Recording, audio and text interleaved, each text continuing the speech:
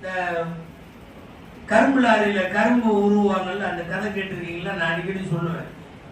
பசங்க வண்டி கரும்பு லாரி போகும்ல, டிரைவருக்கே தெரியாம பின்னாடி உருவிட்டே இருப்பான்.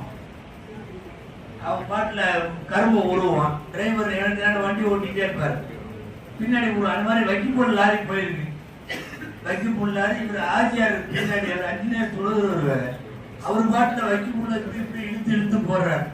யாரோ ஒருத்தர் பார்த்துட்டு, ஆஜியார் 40-50 வருஷமா தொழுகிறீங்க, தொழுகையாளியா இருக்கீங்க, டிரைவருக்கே தெரியாம வண்டி போயிட்டு இருக்கு, வைக்கப்போல உருவீங்களான்னு அவரை திட்டிருக்காரு.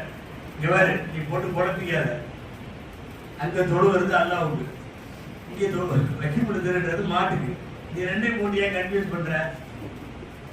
அதாவது அங்க தொழுகிறதுனால இங்க மாட்டுக்கு வக்குப்புல திருடக்கூடாதுன்னா இல்ல, இது கிராமத்துல இது சொல் வழக்காவே இருக்கு. தொழுகிற அல்லாஹ்வுக்கு வக்குப்புல திருடுற மாட்டுக்கு அப்படின்னு சொல்லி இது பழமொழி. ரசூல் ஸல்லல்லாஹு அலைஹி வஸல்லத்தை வரலாற்றிலே மாத்திரம் வைப்பதற்கு பெயர் அல்ல நபிகள் நாயகத்தினுடைய சுன்னத். மீலாதினுடைய நோக்கமும் அதல்ல.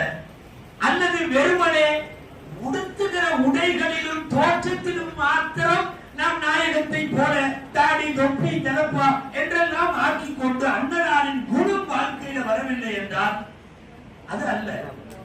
ரசூலுல்லாஹ்வின் பெரிய சுன்னத்தை என்ன தெரியுமா? அஹ்லாக் என்கிற அருங்குணங்கள். அந்த குணத்திற்கு இன்றைக்கு பஞ்சம். அண்ணலின் உம்மத்துகள் அன்னலாருடைய